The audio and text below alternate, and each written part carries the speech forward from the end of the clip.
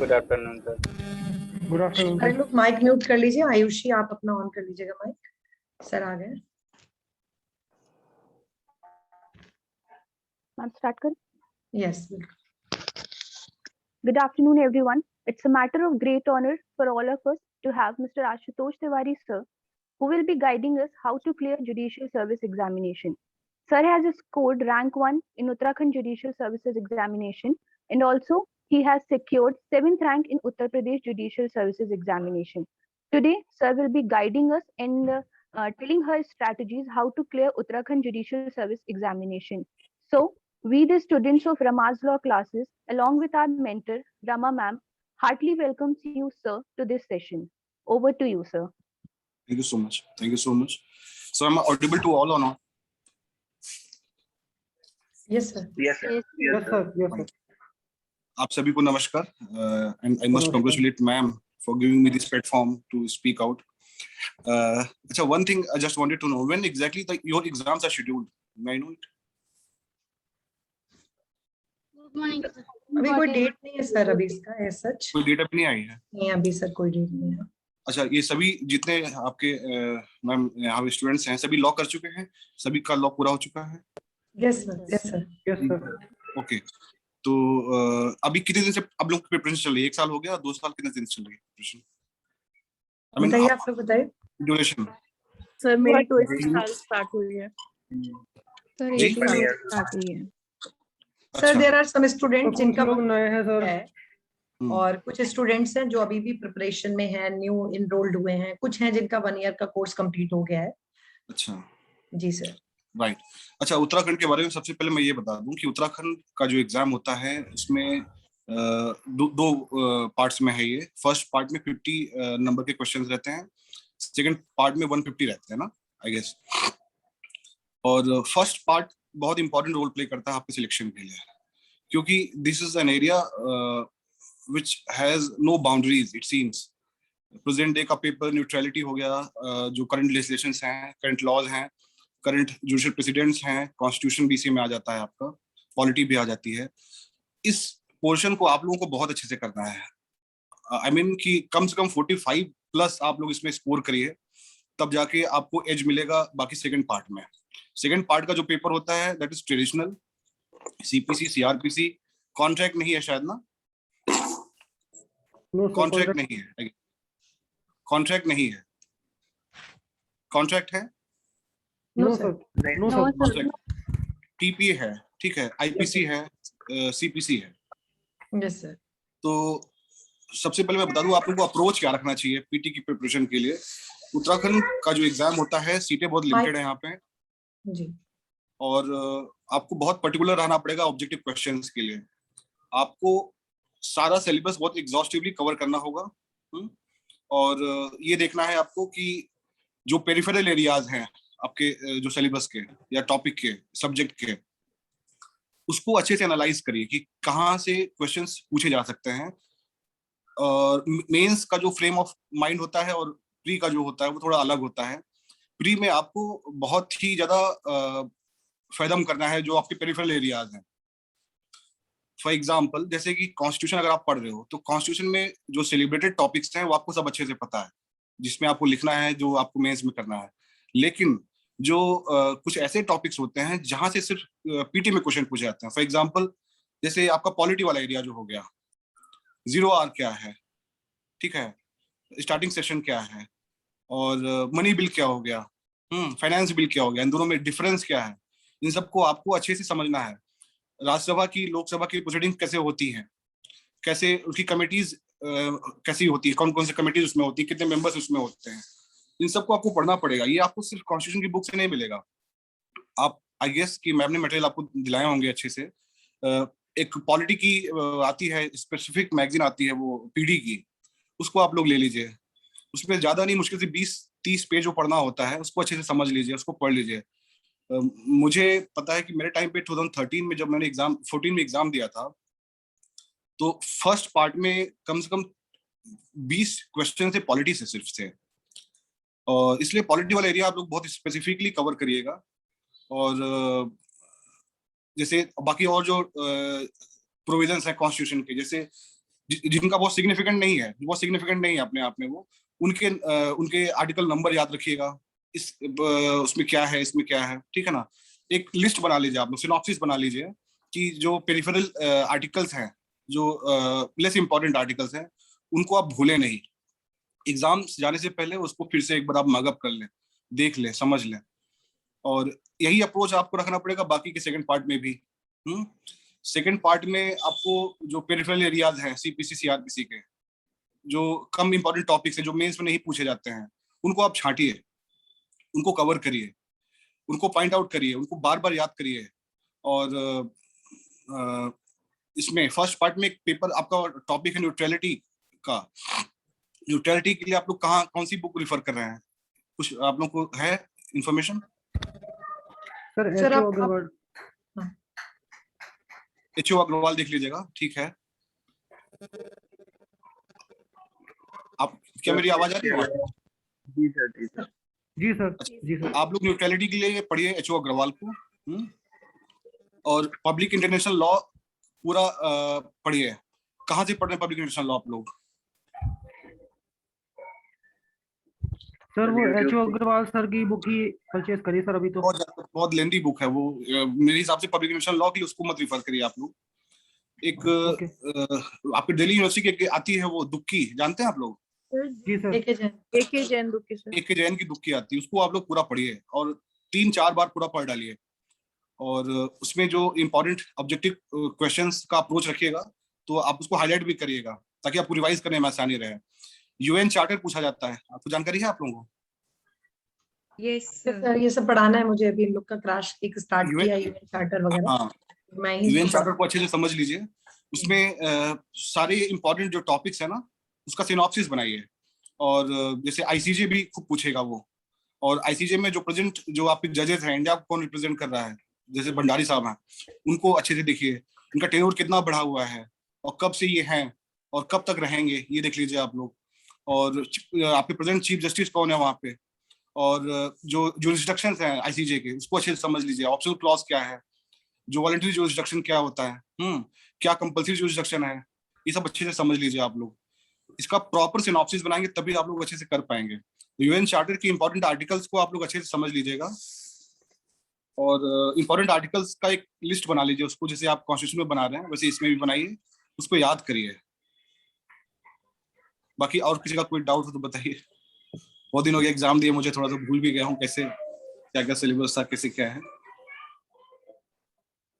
आप लोग अपने डाउट्स बताएं। सर थोड़ा मेंस ओरिएंटेड सर, उत्तराखंड में ऐसे किस तरीके से? मेंस में आपको प्रैक्टिस करनी पड़ेगी, खूब प्रैक्टिस करना है। और अभी आप जो पीटी की प्रिपरेशन कर रहे हो, एग्जाम की डेट अभी नहीं आई है, मेरे हिसाब से आप अप्रोच मेंस को साथ में लेके चलिए। और जब भी पीटी का रिजल्ट आएगा ना, आपको मुश्किल से मिलेंगे 50 दिन 40 दिन मेंस के लिए। और क्या पता रिजल्ट जब आए तो उसके बहुत जल्दी एग्जाम करा ले, ये कराते भी जल्दी एग्जाम, आपको टाइम नहीं मिलेगा मेंस के लिए पढ़ने के लिए। इसलिए मेंस का अप्रोच अभी से साथ में रखिएगा। ऐसा नहीं कि आप मेंस की तैयारी पीटी के रिजल्ट की बात करेंगे, अभी से आप उसी फ्रेम ऑफ माइंड से पढ़िए कि आपको मेंस लिखना है। और once you are through in PT, damn sure कि आप इंटरव्यू पे जरूर जाओगे, क्योंकि वहां पे सीटें लिमिटेड होती हैं। बहुत कम लोगों को ये लोग पीटी में क्लियर कराते हैं, एक सीट पे केवल 10 लोगों को बुलाते हैं ये मेंस लिखने के लिए। तो 8 सीटें आप लोग, जहां तक मुझे जानकारी 8 सीटें हैं ना टोटल? 13 है सर, 3 लेडीज के लिए उत्तराखंड। अच्छा, तो 13 सीट्स अगर हैं तो ये बुलाएंगे मैक्सिमम 130 लोगों को मेंस लिखाएंगे ये। और मेंस में बहुत आसानी से हो जाता है। आप अगर आपकी राइटिंग स्किल अच्छी है तो आप आराम से लिख लेंगे। और अभी से वो अप्रोच रखिए, राइटिंग प्रैक्टिस करते रहिए, आंसर राइटिंग प्रैक्टिस करते रहिए, और अपनी मैम को दिखाइए। और जितना इंप्रूवमेंट हो सकता है, अपने आंसर से कभी सेटिस्फाइड मत होइए आप कि हाँ मैंने बेस्ट आंसर लिखा है। नहीं, you have to improve more and more, you have to write a lot. जितना आप लिखेंगे उतना आप खिलेंगे और निखरेंगे। सबसे खास बात क्या है कि आंसर्स में अपने जरूर ध्यान दीजिएगा कि केसेस का बहुत बहुत सिग्निफिकेंट यूज होता है, वो रोल होता है। केसेस का प्रॉपर मेंशनिंग, किस जगह मेंशन करना है, रनिंग सेंटेंस में करना है या फिर स्टार्टिंग उसी से करनी है, ये आपको अच्छे से समझना पड़ेगा।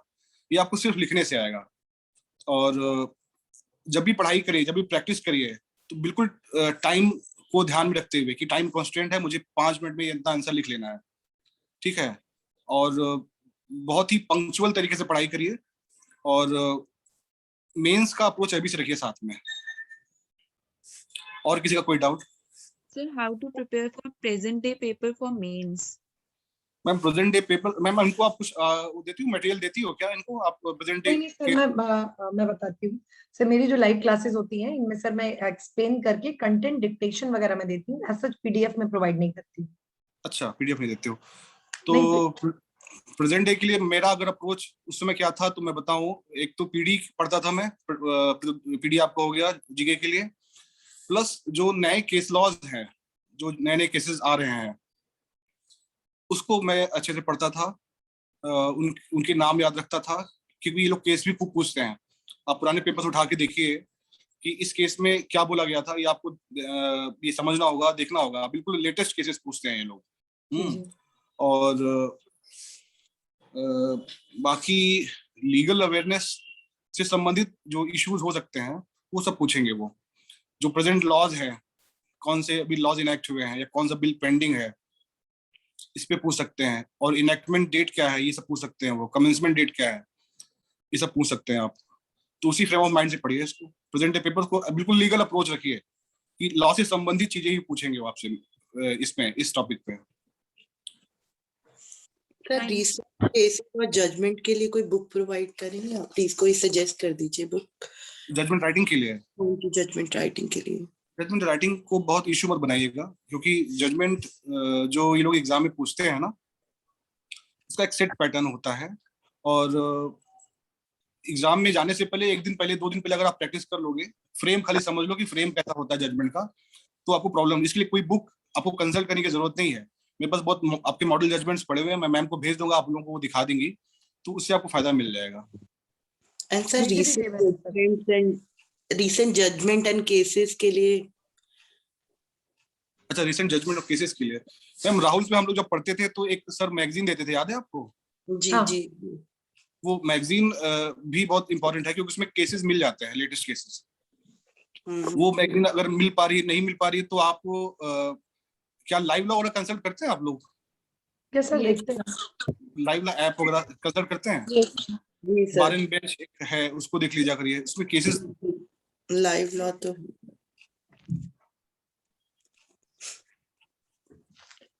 और इसके अलावा कोई स्ट्रैटेजी पीटी में कितना आप लोग को, किसी को लगता हो कि सर हम कम पढ़ रहे हैं, या एक होता है ना सर क्वेश्चन होता है कि कितना पढ़ना चाहिए, कि होता है जो सिलेक्टेड कि उन्होंने कितना पढ़ा होगा। मैं तो बताऊंगी कि मिनिमम 9-10 आवर्स, बट एक जब सिलेक्टेड बताता है ना कि हमने ऐसे पढ़ा, इस चीज को फोकस किया, तो मुझे लग रहा है ये एक कॉमन क्वेश्चन होगा सारे स्टूडेंट्स का। जी मैम। Yes ma'am. टाइम के बारे में मैं क्या बताऊं, टाइम कुछ और करने का होता ही नहीं था, सिर्फ पढ़ते ही रहना है, पढ़ते रहना, खाना सोना, यही 3 काम होता ही था हम लोग के लिए। तो इससे इसको टाइम फ्रेम में मत बांधिए। जब आप फ्री माइंड से हमेशा पढ़िए, जब आपको नींद लगी आप सो जाओ, लेकिन जब पढ़ने का मन करे तो फिर पढ़ते रहिए। कोई टाइम ऐसा लिमिट मैंने कभी नहीं लगाई। कभी कभार मुझे लगता है कि शायद 8 घंटे 10 घंटे या कभी कभार 12 भी होता था, चलता ही रहता था, कुछ पता चलता ही नहीं था कि कब दिन रात कब क्या चल रहा है। तो ऐसे ही होता है, उस लाइफ को जिए आप थोड़ा। बेसिकली कहने का मतलब ये है ना, माइंड को डाइवर्ट मत करिए, एक गोल बनाइए और उस गोल को बहुत पैशनेटली फॉलो करिए। आप जब तक पा नहीं लेंगे तब तक लगे रहेंगे। इसमें थकने हारने की जरूरत ही नहीं, या सोचने की जरूरत भी नहीं है कि आप थक गए या हार गए। ऐसा कुछ नहीं है। Don't get up disappointed, always believe you can do it. और 3 सर काम यहाँ के पे बाद हमारे पूरा खाना पड़ना जी, प्लीज। सर अब हमारे यहाँ कुछ स्टूडेंट्स हैं जिनका राजस्थान 1 नंबर से रह गया, या एमपी रह गया, लास्ट ईयर 1 नंबर से रह गया, या हरियाणा जाते हैं सर समटाइम 2-3 नंबर से रह जाता है, या मेंस देते हैं लेकिन नहीं निकल रहा है। तो हालांकि मैं बताती हूँ कि इवन मैंने आपका भी कई बार बताया, उत्तराखंड में भी सर सीट्स कम है, तो स्टूडेंट को ऐसा लगता है कि यूपी के हैं तो कुछ पार्शियलिटी होगी, या मेरा नहीं निकला है तो अभी कैसे निकलेगा, मेरी स्ट्रैटेजी तो गलत नहीं है। सर ये क्वेश्चन बहुत ज्यादा स्टूडेंट्स के माइंड में रहता है। देखो, अगर आप हार्ड वर्किंग हो ना, तो सेल्फ डाउट को कभी आने ही मत दो अंदर। ये अपने पोटेंशियल पे, अपनी कैपेसिटी पे डाउट कभी मत करना। अब जो आपकी एफिशिएंसी है, आपकी जो विट है, उस पर डाउट मत करना। ये फर्स्ट स्टेप है सक्सेस की तरफ जाने का। एक सेकंड, एक फोन आ रहा है, मैं थोड़ा काट दूं फोन। जी जी जी सर। काट दिया मैंने फोन। जी, तो कहने का मतलब कि अपने ऊपर डाउट मत करो आप। क्या पूछा था आपने? फोन आ गया, डिस्टर्ब हो गया थोड़ा सा, मैं नहीं सर, डिस्ट्रैक्ट ये हो गया। पूछा सर, कुछ स्टूडेंट्स हैं जिनका हम्म, लाइक एमपी या राजस्थान या हरियाणा दे रहे हैं, एक नंबर से रहेगा अभी नेक्स्ट इसके बाद ये, या लास्ट टाइम समझ मेंस समझ। दिया बट वहां का नहीं हम्म, निकला, तो कई बार हम्म, लगता है कि मेरा होगा नहीं होगा, या मतलब वैसे में कैसी अप्रोच सर इन लोग को रखना चाहिए? हम्म। देखो, पीटी ना निकलना काफी तैयारी के बाद ये शो करता है, सिर्फ यही इसका इन्फरेंस ड्रॉ होता है कि you are less serious. PT कराया ही क्यों जाता है? पीटी का पर्पस होता है कि जो सीरियस स्टूडेंट्स हैं उनको मेंस लिखा है। If you are not serious they will not allow you to write mains. तो दिस इज फर्स्ट क्वालिफिकेशन। तो ये, लेकिन हाँ, इसका मतलब ये नहीं कि बार बार दे रहे हैं नहीं निकल रहा है। बार बार दे रहे हैं नहीं निकल रहा, तब तो शायद आपको डाउट करना पड़ेगा कि हाँ, कहीं ना कहीं हम पढ़ कम रहे हैं या फिर हमारा अप्रोच सही नहीं है। हमको और कॉम्प्रिहेंसिव होना पड़ेगा और जो टॉपिक से कवर करने पड़ेंगे। लेकिन अगर एक दो बार नहीं निकले तो समझ में आता है। बार बार नहीं हो रहा तो थोड़ा डाउट करना अपने, फिर उसके अपना अप्रोच उसको एनालाइज करिए। और रही बात, उत्तराखंड की सीटें लिमिटेड हैं। मेरे टाइम पे इट वाज 7 सीट्स फॉर, उसमें जनरल कैटेगरी के लड़कों के लिए केवल 7 सीट्स थी वहां पे। Total it was 24 I guess. तो उसी समय मेरा राजस्थान भी आ रहा था, राजस्थान का भी एग्जाम था, उत्तराखंड का एग्जाम भी था। तो राजस्थान में सीट्स थी बहुत ज्यादा, 70+ थी सीटें वहां पे। और वहां पे आसानी से हो जाता। वहाँ मेंस का जो एग्जाम उनका होता है, उनके क्वेश्चंस उस समय बहुत खराब आते थे। वो आपको 30 शब्दों का वो आंसर चाह रहे थे, 40 शब्दों का आंसर चाह रहे थे, बहुत छोटे छोटे क्वेश्चन उनके होते थे। तो जब मैंने उनका पेपर देखा मेंस का खासकर, तो मुझे लगा मैं राजस्थान तो नहीं दूंगा, क्योंकि इनका जो क्वेश्चन है इस तरह से है कि वहां पे I could not manifest my skill, my writing skill over there. तो मुझे लगा कि मैं राजस्थान के मेंस नहीं लिखूंगा, जबकि सीट्स वहां ज्यादा थी। मुझे लगा कि नहीं, उत्तराखंड ज्यादा अच्छा है, क्योंकि यहाँ आंसर्स बड़े पूछ रहे हैं ये, 150 वर्ड्स के, 100 वर्ड्स के। तो यहाँ पे आप अपनी स्किल को अच्छे से मैनिफेस्ट कर सकते हो। इसलिए मैंने यूके का एग्जाम दिया और राजस्थान छोड़ दिया मैंने। तो शायद ये डिसीजन मेरा ठीक था। जबकि सीटें बहुत कम थी उत्तराखंड में उस टाइम पे, केवल 7 सीट थी, लेकिन हो गया। इसलिए कहने का मतलब है कि अप्रोच देखिए, पेपर देखिए, पेपर के साथ आप जस्टिस, कौन से पेपर के साथ जस्टिस कर पा रहे हैं आप, राजस्थान का हो, एमपी का हो। अगर आपको लगता है कि किसी स्टेट में आपको आपका आप वहां शायद अच्छा नहीं कर पाएंगे, उसकी वजह शायद क्वेश्चंस हो, तो आप उसको छोड़ दीजिए, मत उसके पीछे पड़िए। ठीक है ना? यस सर, मतलब जी हर स्टेट के पीछे आप लोग को नहीं घूमना है, मतलब एक डिसाइड कर लीजिए कि मुझे इन स्टेट्स पे ही अच्छे से फोकस करना है। हाँ हाँ जी। बाकी किसी की तो कोई क्वेरी हो, कुछ पूछना हो? मैम मुझे पूछना था सर से। हाँ हाँ पूछो। सर मेंस में जो हमारे को क्वेश्चन पेपर मिलता है, तो उसमें अलॉटेड होता है आंसर के लिए प्लेस, कि हमें सेपरेट आंसर शीट मिलती है? कॉपी मिलती है मैम? आंसर शीट के लिए अलग मिलती है सर? मतलब कोई स्पेस हाँ हाँ, स्पेसिफिक अलॉटेड नहीं है, नहीं मतलब नहीं इतनी स्पेस में ही लिखना है? ओके, जी, ऐसा मतलब कुछ नहीं। और सर ये अराउंड यूपी ये कितने पेजेस में हमें लिखना चाहिए एक आंसर? जैसे यहाँ पे हमें यूनिवर्सिटीज में कहते थे कि 5 पेजेस मिनिमम लिखिए, 10 मार्क्स का है, तो यहाँ पे भी कुछ ऐसा है कि इतने पेजेस हमें लिखना ही चाहिए? नहीं नहीं नहीं, आप इसके लिए आप सबसे पहले ये देखो कि कितने क्वेश्चन आपको अटेम्प्ट करने हैं। फिर उसको टाइम के हिसाब से डिवाइड करिए कि किस क्वेश्चन पे कितना टाइम दिया जा सकता है। क्योंकि आप अगर कोई एक आंसर लिखोगे, बेस्ट आंसर लिखोगे सबके हिसाब से, लेकिन और छूट जाएंगे ना आपके। तो आपको ये देखना है कि सबका बिल्कुल इक्वल डिस्ट्रीब्यूशन हो टाइम का। तो जितना ओके टाइम सर। जिसमें आ रहा है, फॉर एग्जाम्पल जैसे मुझे लगता है कि लॉन्ग आंसर्स में उत्तराखंड केवल 8 मिनट देता है एक आंसर में। लॉन्ग आंसर्स जी। में कुछ आंसर आपके 4 मिनट में हो जाते हैं, छोटे वाले क्वेश्चंस। तो टाइम के हिसाब से आप उसको डिवाइड करिए, जितना लिख सकते हैं आप 8 मिनट में लिखिए उसको। और सबसे ओके। खास बात कि क्वांटिटी पे बिल्कुल फोकस मत करिएगा कि हाँ इसमें इतना स्पेस हमको यूज करना है। Okay sir. कोशिश करिए कि इसकी क्वालिटी अच्छी रहे, आंसर की क्वालिटी अच्छी रहे, केसेस अच्छे से लिखें और बहुत अच्छे से एक्सप्लेन करें आप। आपकी आंसर की बिगिनिंग अच्छी हो और आपके केस का जहाँ पे रिलेवेंट स्पेस है, जहाँ पे उसको मेंशन करना है, वो आप समझिए। और कैसे कंक्लूड करेंगे किसी आंसर को, ये देखिए आप, इस पे फोकस करिए। आंसर एक चीज और पूछनी थी मुझे, जो यहाँ का कंप्यूटर का क्वालिफाइंग एग्जाम होता है, तो उसके जी लिए स्पेसिफिकली सिर्फ वो विंडोज और वर्ड इस पे वर्क करने के लिए कहते हैं?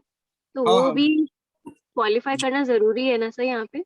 हाँ, क्वालिफिकेशन वो जरूरी, कोई फेल नहीं होता लेकिन उसमें ओके सर। बहुत कम लोग फेल होते हैं, शायद एक आध में जानकारी में एक आध लोग कभी फेल हुए थे, बाकी फेल नहीं होता। अच्छा, okay sir, thank you sir. जी। एंड सर इंटरव्यू के लिए अभी से मैम तो हमें वैसे बताती रहती हैं काफी कुछ, बट फिर भी जैसे आपका भी इंटरव्यू हुआ था तो मतलब अराउंड कितने मिनट्स का लिया था उन्होंने? एंड मैम इंटरव्यू, हाँ थोड़ा एक्चुअली मेरा नाम आशुतोष है, तो सबसे पहला इंटरव्यू मेरा ही था। आई मीन जब शुरुआत हुई तो नाम की वजह से, तो it lasted till 35 minutes I believe, 35 या 40 मिनट्स। तो अच्छा होता है इंटरव्यू, तो ठीक ही है, कोई दिक्कत नहीं है। इवन सर का इंटरव्यू यूपी में भी, सर मेरे पहले ही थे, जस्ट हम लोग साथ में ही थे। सर का इंटरव्यू यूपी में भी ठीक ठाक चला था, जी मतलब बिल्कुल। अच्छा ड्यूरेशन था। तो वो डिपेंड्स ना कि आप इंटरव्यू इज, देखो आप इंटरव्यू में एक चीज जान लेना कि ये ऐसा एग्जाम होता है जहाँ पे आपको ना छिपाना है कि आपकी कमियां क्या हैं। You have to fool the interviewer. How you would fool? you have to practice a lot, you have to give mock interviews before your teacher, I mean the faculty. तो आपको ये देखना कि आपकी जो नेगेटिव एस्पेक्ट्स हैं आपकी personality के, वो ना वहां पे मैनिफेस्ट हो जाए, इस पे वर्क करना है। फॉर एग्जांपल जैसे आप जल्दी इरिटेट हो जाते हो, ठीक है, जल्दी इरिटेट अगर हो जाते हो, या फिर जल्दी डिसअपॉइंट हो जाते हो, या फिर शाई हो, इन सब पे वर्क करना पड़ेगा आपको। सर जल्दी घबरा जाते हो, इस पे आपको वर्क करना पड़ेगा। स्माइलिंग फेस रखिए थ्रू आउट। कोई आंसर ऐसा नहीं कि सब कोई बहुत विद्वान होता है, कोई आंसर नहीं आया तो I am really sorry sir, ऐसे बोल के आगे बढ़ जाओ।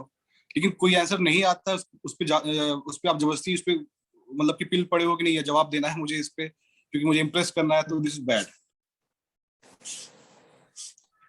Okay, thank you so much. Sir वो बेसिकली लॉ का पूछते हैं कि इन जनरल वैसे भी पूछते हैं? मैम इंटरव्यू में तो कोई लिमिट नहीं होती ना, कुछ भी पूछ सकते हैं वो बेसिकली, लेकिन लॉ से रिलेटेड चीजें होती हैं। अब जैसे एक लॉ का स्टूडेंट का इंटरव्यू हमेशा अच्छा ही होता है, वो टॉपिक्स उसको सारे क्लियर होते हैं। टॉपिक से पूछ सकते हैं आपसे, सोशियो इकोनॉमिक इश्यूज से पूछ सकते हैं, आपके अराउंड क्या हो रहा है। जैसे मेरे टाइम उत्तराखंड में तो मुझसे उन्होंने कुछ सवाल ऐसे पूछे थे कि जो कि इथिक्स से रिलेटेड थे शायद, कि goddess Sita has come to your court, what relief you would give to her. तो ऐसे क्वेश्चंस थे। नोटा से पूछा था कि नोटा क्या है। हाँ, फिर पूछा कि कभी आप इथिकल कॉन्ट्रडिक्शन में कभी पढ़े अपने लाइफ के, इस पे पूछा था। तो एब्स्ट्रैक्ट क्वेश्चंस भी हो सकते हैं, टॉपिक पे भी हो सकते हैं, और रिलीजियस क्वेश्चंस भी हो सकते हैं, कुछ भी हो सकते हैं, कुछ पॉलिटिकल भी हो सकते हैं। फॉर एग्जांपल मेरे टाइम में पूछा था उन्होंने उस समय, हरियाणा में एक कौन सा वो साधु था जिसको अरेस्ट करने के लिए पूरी पुलिस फोर्स यूज की गई थी, याद है आपको? आप लोग शायद, कोई बाबा जी थे, तो उस पे क्वेश्चन पूछा था उन्होंने। बाबा रामपाल। हाँ, बाबा रामपाल का इंसिडेंट उस समय हुआ था। उस पे सवाल पूछा था कि क्या इसको ये अवॉइड किया जा सकता था, या क्यों ऐसा हुआ ये। जी। यूपी में थोड़ा सा मुझे ये लगा कि उत्तराखंड में जो गलतियां मैंने की थी वो यूपी में नहीं की। यूपी में थोड़ा सा बहुत स्माइलिंग फेस था, और लॉ से रिलेटेड क्वेश्चंस थे मैक्सिमम, और जो नहीं आते थे मैंने चुपचाप बोल दिया था नहीं पता मुझे। लेकिन जो आते थे उस पर मैंने बहुत अच्छे से डिटेल बताया, तो वो अच्छा होता है, उससे काफी इंप्रेशन बढ़ता है आपका। सर मेरा एक क्वेश्चन था। सॉरी, गो अहेड रुचिका जी। सर मेरा क्वेश्चन में जीएस का क्राइटेरिया समझ में नहीं आता है कि जो पीसीएस जीएस होती है वो तो काफी वाइड होती है, बट जुडिशरी में इसका क्राइटेरिया कितना होगा? क्या चीज मैम समझ नहीं पाया मैं। सर यूपी में जो जीएस का मेंस होता है ना, हाँ, के बारे में एक्चुअली मुझे थोड़ा सा कंफ्यूजन रहता है, उसका कितना क्राइटेरिया है कि कहाँ से क्वेश्चंस आते हैं? मैंने मैम लाइफ में 3 एग्जाम दिए हैं जुडिशियल सर्विसेज के। एक तो दिल्ली दिया, यूपी दिया, उत्तराखंड दिया। तीनों में पीटी क्लियर हुआ, और जीएस सब में पूछते हैं। जीएस के लिए मैंने द हिंदू पढ़ता था, मैं पीडी पढ़ता था, और लूसेंट का जो बेसिक है ना, बेसिक पोर्शन खासकर मिसलेनियस वाला, वो मैंने खत्म कर लिया था, पढ़ लिया था उसको। और मैंने क्या किया था, बाकी बस यही सब इसी से हो जाता है। और अगर आप जीएस में घुसोगे तो फिर जीएस स्काई लिमिट है उसकी ना, जी सर। तो बहुत पर्टिकुलर रहिए। सर ये मैं सोचिए कि आपको सारे क्वेश्चन अटेम्प्ट ही करने हैं। जी सर, जी सर। लॉ में अच्छे से वर्क करिए, लॉ के क्वेश्चंस अगर आए तो छूटे ना, फिर जीएस छूट जा रहा है कोई प्रॉब्लम नहीं है, लेकिन लॉ के क्वेश्चंस ना छूटे, ये ध्यान दीजिएगा। तो मेंस में तो हम लोग को अटेम्प्ट करना ही पड़ेगा ना मेंस को? मेंस में जीएस बहुत पूछते हैं, लेकिन बहुत नॉर्मल क्वेश्चंस होते हैं वो, आप कभी पेपर उठा के देखो ना एक बार। यस सर, यूपी में तो जो जीएस है वो कुछ जीएस है नहीं एक्चुअली सर, वो करंट है बेसिकली। बिल्कुल it's all about science and tech and current news, तो इट्स ऑल अबाउट 5 और 10 मार्क की हार्डली जीएस होता है, उसके पीछे भागना ही नहीं है, बस आपको लॉ ही करना है। वर्क आपको वहां करना है जहाँ पे आप कर सकते हो। जी जी जी बिल्कुल सर। हाँ Shalini. Good afternoon sir. Sir I had this question, आपने भी बताया कि कुछ एब्स्ट्रैक्ट क्वेश्चंस पुट फॉरवर्ड होते हैं या कुछ एथिकल इश्यूज रिलेटेड या रिलीजियस, तो उसमें हमारी अप्रोच वो हमसे क्या एक्सपेक्ट करते हैं कि हम उनको रिलीजियस एस्पेक्ट से आंसर करें या अपना लॉ जो हमने पढ़ा है जो basically law of the land हम अपना अप्लाई करके बीइंग अ जज डिसाइड करें, या हम कैसे करें? व्हाट दे एक्सपेक्ट मुझसे आपको एग्जांपल के थ्रू समझाने की कोशिश कर रहा हूँ मैं। Yes, जैसे उन्होंने मुझसे पूछा था कि was it justified on the part of Lord Rama to desert goddess Sita? तो मैंने कहा नहीं सर, बिल्कुल जस्टिफाइड नहीं था ये। It was not at all justified. If she would have come to my court, then I would have given the relief of, I mean, I would have given her the relief of ये restitution of conjugal rights. ठीक है? If she would have, desired for divorce, I would have given her divorce as well. If she would have asked for custody of her kids, then I would have given to her. तो आप law पे ही बात करना उनसे, ये क्या, क्योंकि जाहिर सी बात है कि आपको डिजर्ट करना is a bad thing, right? This is not legally justified ना। ओके सर, सो हमें अपना justify Lord Rama on this ground. Yes sir, right. So मतलब हमने जो अभी स्टडी करा है हम उसी बेस पे आंसर करेंगे, we won't go on religious aspect या एथिकली कि ही मतलब एक गॉड फिगर है तो हम वैसे ही आंसर करें, we have to stick to our law. Thank you sir. जी, और रही बात एब्स्ट्रैक्ट क्वेश्चंस की, एब्स्ट्रैक्ट क्वेश्चंस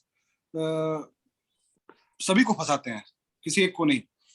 आपको कोशिश ये करना कि बहुत बैलेंस रखिएगा अपना व्यू, बहुत रेडिकल नहीं होना है, बहुत लिबरल नहीं होना है, मॉडरेट व्यू रखिए, जो कि which could be justified in the constitutional setup. ठीक है? और जो कुछ ऐसे करंट इश्यूज पूछते हैं, जैसे फॉर एग्जांपल मुझसे पूछा था नोटा उन्होंने, मुझे नहीं पता आप लोग नोटा के बारे में जानती होगी, जाहिर सी बात है, उस समय नोटा नया नया आया था एक केस लॉ के थ्रू। तो उन्होंने मुझसे ये पूछा कि how NOTA has made difference. तो ये सब चीजें मुझे पढ़ी, जो मुझे मिली थी वो मैगजीन से मिली। एक मैगजीन में पढ़ता था EPW। ओके, आप लोग पता नहीं वो मैगजीन लेते हैं कि लेते हैं, वो मैगजीन बहुत जरूरी है, आप लोग जरूर रखिएगा उसको। कभी भी आप मेंस में अगर आंसर लिखेंगे या एस्से लिखेंगे जी, तो उस मैगजीन से बहुत हेल्प मिलेगी आपको। EPW एक मैगजीन आती है, इकोनॉमिक एंड पॉलिटिकल वीकली, बहुत ब्लैक एंड व्हाइट मैगजीन होती है, ये बहुत ज्यादा फैंसी नहीं है, थोड़ी महंगी आती है, but it can be afforded. आपकी लाइब्रेरीज में भी ये बुक्स, ये मैगजीन मिल सकती है, तो आप चाहो तो लाइब्रेरी से, अपनी कॉलेज की लाइब्रेरी जो हो, फैकल्टी की लाइब्रेरी हो, वहां पे जाओ और सारी पुरानी EPW आप छांट लो, तो उसमें देखो आपकी कौन सा टॉपिक आपके एस्से के लिए या फिर आंसर राइटिंग में आपको हेल्प कर सकता है। उन टॉपिक की फोटोकॉपी करा लो आप, उसको बार बार पढ़ो। तो उस समय मुझे याद है कि नोटा पे जब उन्होंने मुझे पूछा कि how NOTA has made difference, तो ये मुझे मैगजीन से मिली थी, उसी मैगजीन से। तो I quickly recalled that magazine and the content. I said, sir, it has made only one difference, कि it has brought the element of privacy now.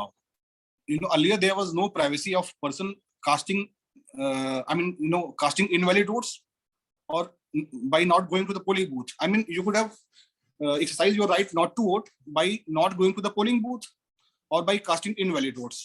But these people could have been easily identified ना, कि किसने invalid vote दिए हैं, किसने vote नहीं दिया है। Now what is there, now you are not giving your vote, you are pressing nota, and at the same time your privacy is safe. yes. You are not going to be identified. This is what was done by nota. तो इस answer से बहुत खुश हुए थे। हालांकि बहुत mixed experience है, इंटरव्यू में बहुत अच्छा गया था, मैं इंटरव्यू उत्तराखंड में बहुत कम नंबर दिए थे उन्होंने, 57 दिए थे मुझे 100 में से। और यूपी में अच्छा दिया था, 65 दिया था उन्होंने, जबकि बहुत अच्छा इंटरव्यू नहीं गया था, बहुत सेटिस्फाइड नहीं था मैं, but I was able to fool them I guess in UP. शायद उत्तराखंड में थोड़ा सा इमोशनल हो गया था, कुछ ऐसे क्वेश्चंस उन्होंने पूछ लिए थे, तो ऐसा होता है। आई थिंक स्टूडेंट्स को काफी आप लोग को आइडिया लगा होगा कि कैसे हमें फोकस करना है पीटी को, है ना?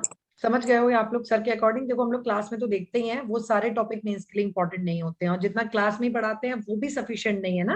मतलब पीटी में आपको प्रीवियस ईयर जो टेस्ट सीरीज है उसको देखकर आप लोग प्रिपरेशन करो, और जैसे सर ने बताया टाइम की कोई लिमिट नहीं है, कोई कुछ भी नहीं है, आपको केवल पढ़ना ही है, आप एग्जाम निकालना है तो just you have to study, है ना? जितना ज्यादा आप लोग पढ़ लोगे, ठीक है?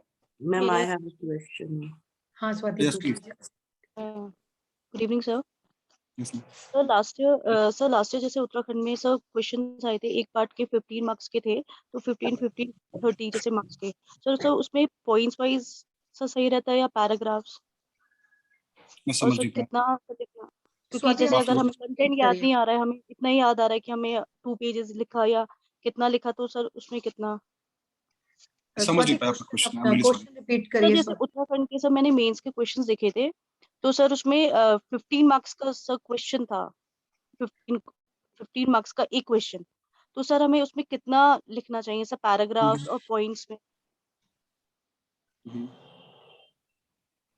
अच्छा, इनका कहने का मतलब आई राइट थिंक नोट। ये है कि जब मुझे आंसर्स लिखने हैं, ये कह रही हैं कि सर उत्तराखंड में 15 मार्क्स का कोई क्वेश्चन है मीन्स में, और हमें उसको पॉइंट वाइज लिखना चाहिए या पैराग्राफ वाइज लिखना चाहिए, आई थिंक यही पूछ रहे हैं आप ना? ठीक है, मैं समझ गया आपका क्वेश्चन। देखिए मैम, ये डिपेंड करता है कि क्वेश्चन क्या है। फॉर एग्जांपल जैसे आपसे क्वेश्चन उसने पूछ लिया कि what is the procedure of someone's trial, तो better you write in point wise. आप उसको पैराग्राफ में नहीं लिख पाओगे, आप step by step point wise लिखो ताकि उनको प्रोसीजर अच्छे समझ में आ जाए पॉइंट वाइज। कुछ आंसर्स ऐसे होते हैं जैसे फॉर एग्जांपल कि कॉन्स्टिट्यूशनल मोरालिटी क्या है, ठीक है, और जैसे नेशनलिज्म क्या है, तो इसको आप पॉइंट वाइज नहीं लिख पाओगे, इसको पैराग्राफ में लिखो आप। जहां पे आपको चीजें बहुत अच्छे से समझानी है, जहां प्रोसीजर पूछ रहा है, वहां पे आप पॉइंट वाइज पूछो लिखो। लेकिन जहां पे अब सारे आंसर्स को भी पॉइंट वाइज मत लिखना आप। लेकिन देखिए ये क्वेश्चंस का एसेंस आप समझो, इथॉस क्या है क्वेश्चन का, वो क्या एग्जैक्टली पूछना चाह रहे हैं, क्या वो आंसर बेटर आंसर वो आप पॉइंट वाइज लिख सकते हैं या फिर पैराग्राफ में लिख सकते हैं, ये आपको देखना पड़ेगा खुद। सर अपनी लैंग्वेज उसका में जो लिख टेक्सचर है ना सकते हैं या क्वेश्चन उसी। सर अपनी लैंग्वेज और बुकिश जी लैंग्वेज? सर अपनी लैंग्वेज और सर जो बैराक की लैंग्वेज होती है? देखिए मैम, बैरेट की लैंग्वेज मैंने कभी नहीं लिखी बैरेट की लैंग्वेज। जो बैरेट की लैंग्वेज है उसको आपने समझ लिया, अब आपको उसको उतारना है अपनी भाषा में, सिंप्लीफाइड भाषा में। वो लैंग्वेज मत लिखिए, कोई जरूरत नहीं है उसको लिखने की। ठीक है, जी ठीक है, सेटिस्फाइड है आप लोग? ऐसे ही लिखते हो आप लोग क्लास में, है ना? तो बैराक तो बस समझने के लिए है ना, तो अदरवाइज हरियाणा में तो बैराक सर मेंस में ही देते हैं, तो सारे लोग बैराक ही लिखा है, तो आपको उसको अपनी भाषा में, सिंपल भाषा में। अच्छा, कुछ लोग को सर ऐसा भी लगता है, ऐसा मुझे लगता है कुछ स्टूडेंट को सर जितने ज्यादा टेक्निकल टर्म यूज करें, ऐसा तो आई डोंट थिंक सो, ऐसा कुछ है, बहुत सिंपल लैंग्वेज में आप जितना अच्छा आंसर लिख पाएंगे। जी, देखिए ऐसा है ना कि मैं सजेस्ट करूंगा कि हमेशा सिंप्लीफाइड लैंग्वेज लिखिए। बहुत ज्यादा बहुत देखो एसे वगैरह में चलता है कि वहाँ थोड़ा फ्लावरी लैंग्वेज होती है और थोड़ा ऑर्नामेंटलाइज आपको करना पड़ेगा अपने राइटिंग को। बाकी नॉर्मल लॉ के आंसर्स में बहुत सिंपल भाषा में लिखिए ताकि उसको कोई भी समझ ले। आपको पता होना चाहिए कि आप किस यूनिवर्सिटी से आपने लॉ किया, ये मुझे नहीं पता। कभी कभार ऐसा भी सुनने में मुझे आया है कि अब सिस्टम में आ गया तो मुझे पता चलता है कि ये कॉपीज कभी कभार ऐसी यूनिवर्सिटीज जाती हैं चेक होने के लिए, ऐसे टीचर्स उसको चेक करते हैं कि जहाँ पे आप शायद एडमिशन भी ना लें, लॉ ना करें आप वहां से, ऐसी जगह से भी होता है। तो आप सोचिए कि वहाँ की जो फैकल्टी होगी कैसी फैकल्टी होगी, उनका अप्रोच क्या होगा। तो ऐसा आंसर लिखिए जो सबको समझ में आ जाए। सबसे पहले पसंद आए ना आए वो अलग बात है, समझ में आ जाए आप उनको समझा ले जाओ, बाकी हो जाता है, जस्टिस हो जाता है आपके साथ, आपके आंसर के साथ। ठीक है ना, इस अप्रोच के साथ लिखिए कि आपका जो एग्जामिनर है वो समझ ले हमारी बात को। जी सर। सर एक क्वेश्चन था। जी प्लीज। सर एक मेजर ड्रॉबैक ये आता है प्रिपरेशन के वक्त कि सर जीएस और करंट अफेयर्स को चाहकर भी उतना टाइम दे नहीं पाते हैं। सर सारा टाइम लॉ में ही चला जाता है। सर जी इसके लिए प्लीज कुछ सजेस्ट करिए, आप कैसे करते थे सब, मैगजीन भी और डेली न्यूज़पेपर भी? मैम मैं अपनी बताऊं तो मेरे टाइम पे मॉर्निंग का जो सेशन होता था मेरा, थोड़ा सा मैं रात में पढ़ता था ज्यादा, 3 4 5 बजे तक, कभी कभार 6 बजे तक थे मुझे, मैं दिन में सोता था। और मॉर्निंग में 2 घंटे में देता था न्यूज़पेपर प्लस जीके को। टाइम आपको बांटना पड़ेगा मैडम। जब आप ज्यादा कॉन्सेंट्रेटेड हो, बहुत फोकस्ड हो, तब आप लॉ पढ़िए, और अगर थोड़ा नींद आ रही है तो आप जीएस पढ़ लो। बिल्कुल सर, राइट। नींद भी अच्छी आ जाएगी, जल्दी आ जाएगी। बिल्कुल बिल्कुल जी टाइम ठीक स्लॉट है। बांटिए आप हर चीजों हाँ। का। एक चीज और ध्यान दीजिएगा, जो मुझे लगता है कि मेरे साथ सिलेक्शन जल्दी हो गया इस वजह से, मैं रिवाइज बहुत करता था। जैसे अगर मैंने सीपीसी आज पढ़ लिया, या 5 6 दिन लगा के मैंने रिवाइज पढ़ लिया उसको, तो I will repeat it quite after 7 days again. इससे ये होता था, बार बार फ्रिक्वेंट रिवीजन से ना चीजें याद हो जाती है। फिर उसके बाद आप 20 दिन बाद रिवाइज करो, आपको लगेगा सब कुछ फ्रेश है। आप नोट्स खोलो, आंख बंद कर लो, आप देखो इसमें लिखा क्या हुआ, आपको पूरा याद आना चाहिए। आप देखो मत उसको, फिर उसके बाद जब आप रिकॉल कर लो, तब आप देखो कि हाँ क्या छूटा तो नहीं हमारा कुछ। ऐसे रिवाइज करते हैं। मुझे नहीं पता आप लोग रिवाइज कैसे करते हैं। मैं क्या करता था कि नोट्स खोलता था, पहले एक बार अच्छे से पढ़ लिया, और उसके बाद आंख बंद कर ली, फिर देखा कुछ छूटा तो नहीं, फिर पूरा रिकॉल किया अच्छे से, फिर मैच कराया कि हाँ कुछ छूटा तो नहीं इसमें, ये नहीं छूटा। ऐसे करता था मैं। तो रिवीजन की जो ट्रिक है, मुझे लगता है ये बहुत बहुत इफिकेशियस थी मेरे लिए, बहुत इफेक्टिव थी। आप लोग इसको जरूर अडॉप्ट करिएगा, शायद आपको क्या पता फायदा मिले इससे। Frequent sir revision. जी सर करंट अफेयर्स कैसे रिवाइज कर सकते हैं सर? लाइक एक दिन में 4 4 5 5 पढ़ने की न्यूज आती है, एंड हाँ हाँ। डेली रिवाइज करना पॉसिबल नहीं हो पाता है। ठीक है मैडम, मैं क्या करता था ना, मैंने एक डायरी बनाई हुई थी जिसमें करंट अफेयर्स लिखता था मैं। जैसे आज मैंने न्यूज़पेपर पढ़ा, तो मुझे 5 6 न्यूज मिल जाती थी, मैं उस डायरी में लिख देता था वो न्यूज सारी। ठीक है, तो जब आप एग्जाम में जाने लगो तो वही डायरी अपने उठा के पढ़ लो, आपको पुराना न्यूज़पेपर खोलने की जरूरत ही नहीं है। बाकी कोई ना कोई मैगजीन आप पढ़ेंगे ही, है ना भाई? कोई एक मैगजीन तो आप अपने साथ, चाहे विजन है चाहे पीडी है, कोई ना कोई आप मैगजीन पढ़ोगे तो आपके पास एक अच्छा स्कोर हो ही जाएगा। मैगजीन जब पढ़ो तो उसको मार्कर से हाईलाइट भी कर दो, ताकि जब आप रिवाइज करो ना, तो आप बस खाली पढ़ने पलटते रहो, जहाँ हाईलाइटेड है उसको आप पढ़ते रहो बार बार, तो टाइम बचेगा आपका इससे। जी Sir, I have a question. Yes yes. Sir एक, जैसे आप किसी भी स्टेट को फोकस करते, लाइक यूपी अगर मैं फोकस करती, तो sir what with the approach, क्या अप्रोच होनी चाहिए स्टडी की? और एक साथ मतलब जैसे यूपी के साथ में कौन सी और स्टेट है जिनको फोकस मुझे करना चाहिए? क्योंकि लॉ कहाँ से किया आपने? सर मैंने हरियाणा से किया actually. Basically I am from Haryana, but मैं रहती अब यूपी में हूँ। My husband is working there. जी, तो देखिए, अगर आपने केस ओरिएंटेड पढ़ाई की है लॉ में, केस मटेरियल्स की हेल्प से, तो आपको हरियाणा दिल्ली के एग्जाम अच्छे लगेंगे। ठीक है ना? और अगर आपने ऐसी यूनिवर्सिटी से पढ़ाई की जहाँ पे केवल बुक ही जी, मैं फोकस में ऐसी थी, यूनिवर्सिटी से मैंने स्टडी किया जहाँ पे सिर्फ बुक फोकस तो ही आपको था। यूपी उत्तराखंड ठीक लगेगा। Okay sir. लेकिन अगर आप जी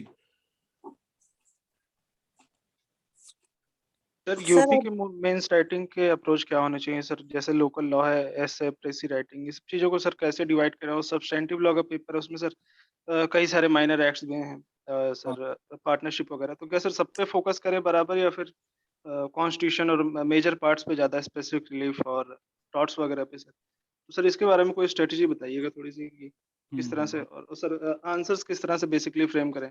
मतलब सर आंसर के स्टार्टिंग में उसके ऑब्जेक्ट लिखकर, फिर उसके एसेंस लिखकर, लास्ट में कंक्लूजन डाल के, तो सर इस तरह से कुछ उसको ये कैसे आपको फॉर्मेट क्वेश्चन देखने के बाद समझ में आएगा ब्रदर। आप जब क्वेश्चन देखोगे ना एक बारी की, क्वेश्चन में पूछ क्या रहा है। फॉर एग्जांपल, बहुत जनरल क्वेश्चन पूछ लिया, जैसे मैं अगर एग्जांपल निकालूं कोई कि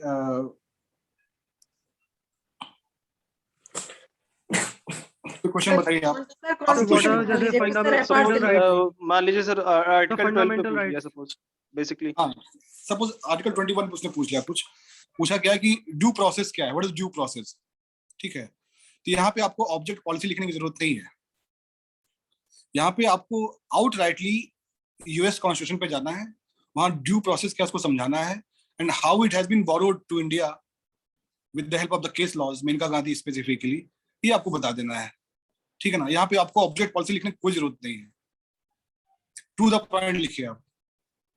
हाँ, कुछ क्वेश्चंस में ऑब्जेक्ट पॉलिसी का स्कोप होता है, लाइक सर आर्टिकल 14 पे अगर उन्होंने कुछ जैसे व्हाट इज पूछा है फ्री तो कंसेंट।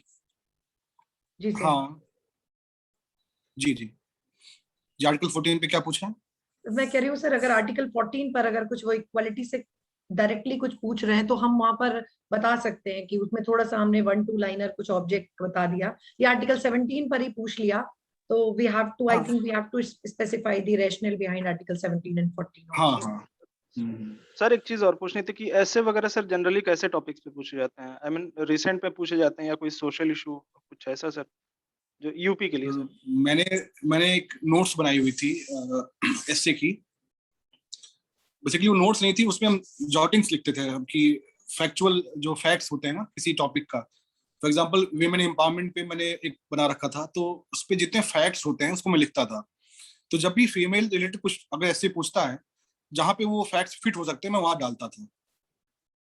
तो आप ईपीडब्ल्यू पढ़िए, ईपीडब्ल्यू से अच्छा आपको अप्रोच मिलेगा, मुझे लगता है ऐसे अच्छा लिखेंगे आप अगर ईपीडब्ल्यू पढ़ते हैं तो। और हिंदू के एडिटोरियल्स बहुत फायदेमंद होते हैं इसमें।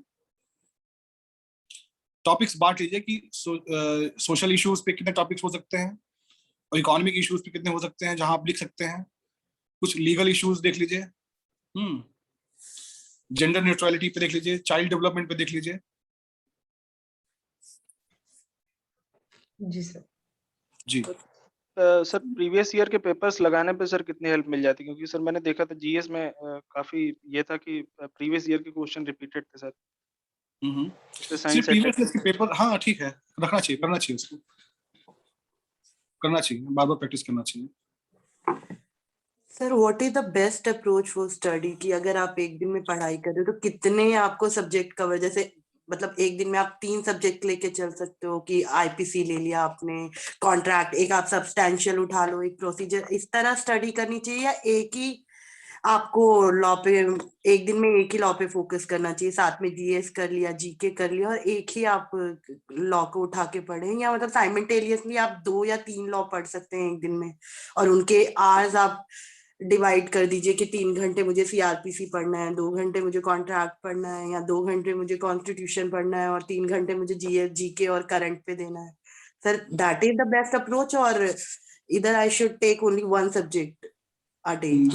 देखिए मैडम, मुझे लगता है ना कि आप जब भी कोई एग्जाम प्लान करो तो एक अपने ऑब्जेक्टिव सेट कर लो आपकी, हमको इतने दिन के अंदर ये जो सब्जेक्ट खत्म कर देना है, ठीक है। और एग्जाम के ठीक 5 दिन पहले तक सब खत्म हो जाना चाहिए, 5 दिन केवल रिवीजन होगा, ठीक है। तो इस तरह का अप्रोच रखिए। और मुझे लगता है कि मैं भी जब पढ़ता था तो कभी कभार एक दिन में 2-3 सब्जेक्ट पढ़ता था मैं, जब लगता था कि नहीं अब ये बोर कर रहा है तो दूसरा सब्जेक्ट उठा लेता था मैं। लेकिन इसका मतलब ये नहीं कि जो बोर कर रहा है उसको अब नहीं पढ़ेंगे, उसको फ्रेश माइंड के साथ फिर से पढ़ेंगे, ऐसा करता था मैं। जी, तो मतलब एक दिन में अगर 2-3 आप सब्जेक्ट कर रहे हैं तो ठीक है, ये अप्रोच भी ठीक है, ऐसा नहीं है कि आप एक दिन में एक ही। मैंने ये कहा कि अगर एग्जाम है आपका तब, अगर आपकी एग्जाम नजदीक है, सपोज 1 महीना बचा है, तो आप 30 दिन का पूरा चार्ट बनाओ अच्छे से कि 30 दिन कैसे आप उसको दोगे, आप कैसे इसमें काम करोगे आप। तो आप ये प्लान कर लो कि 3 दिन के अंदर मुझे सीपीसी खत्म कर दी है, फिर 3 दिन के बाद आपको सीआरपीसी खत्म कर देनी है, टाइम ऐसे बांट लो आप, ठीक है। मैं ऐसा करता था। उसके बाद फिर जब एग्जाम के 5 दिन पहले बचते थे तो मैं प्रॉपर रिवीजन करता था फिर। जी sir I have a last question. कुछ पूछना है मुझे सर सिर्फ ये जानना था, जैसे कि जो डीजेएस की अप्रोच है सर वो बहुत टेक्निकल है क्या? क्योंकि मैंने कुछ साल पहले मतलब बहुत प्रिपेयर्ड नहीं थे बट स्टेप करा था जो प्रिपरेशन वगैरह के लिए, तो आई हैड दिस डाउट, मतलब मैंने डीजेएस दिया, मुझे प्री तो बहुत सिंपल, मतलब ऐसा लगा कि अगर हमें पता है तो I will be able to do it, कुछ उसमें प्रॉब्लम बेस्ड आ जाते थे पीटी में भी। तो सर इनका जो मेंस होता है दिल्ली का, वो बहुत टेक्निकल होता है या उसमें वाकई में आपको एक सुपर शॉट होने की जरूरत है कि मतलब आपको पूरा लॉ फिंगर्स पे होना चाहिए और तभी आप दिल्ली जुडिशरी क्रैक कर सकते हैं, ऐसा कुछ है क्या सर? मैम फिर से वही सवाल उठता है कि अगर आपने केस बेस्ड स्टडी की है लॉ में, ठीक है, तैयारी भी आपकी केस बेस्ड है, मतलब केस मटेरियल बेस्ड है, तो आपको डीजेस जैसे एग्जाम अच्छे लगेंगे और आप उसमें ज्यादा अच्छा परफॉर्म कर सकते हो। ओके। क्योंकि वो बिल्कुल प्रॉब्लम बेस्ड क्वेश्चन पूछते हैं और आपसे एक्सपेक्ट करते हैं कि जो इस प्रॉब्लम को आप अच्छे से समझो और उसको एक सोल्यूशन बताओ। अगर आपने केसेस पढ़ रखे तो आपको सोल्यूशन मिल जाएगा। डीजेस के लिए अगर आप फोकस कर रही हो तो एक उनकी दिल्ली लॉ टाइम्स आती है, उनकी इश्यूज होते हैं वो 15 डेज पर शायद 10 डेज पर शायद वीकली पब्लिश होती है, उसको कंसल्ट करो आप। उसमें हाई कोर्ट के जजमेंट आते हैं, उसमें सिविल लॉस के, क्रिमिनल लॉस के आप देखिए उसको बार बार, क्योंकि अक्सर मैंने देखा है कि उनके क्वेश्चंस उन्हीं प्रॉब्लम से होते हैं। Sir okay sir, thank you sir. ये मेंस के लिए जो हम शॉर्ट नोट्स बनाते हैं अपने रजिस्टर्स का, वो उसका क्या टेक्निक है? मतलब वो बनाने में प्रॉब्लम आता है इसमें? क्या चीज सर? शॉर्ट नोट्स बनाने के लिए कि मतलब लास्ट मोमेंट रिवीजन के लिए मेंस के सर, वो बनाने का, वो उसमें अगर बनाने लगते हैं तो वो ऑलमोस्ट उसी साइज का ही हो जाता है। नहीं, नोट्स एक तो बहुत डिटेल नोट्स होगी आपकी। जी सर। उसके बाद आप बनाओगे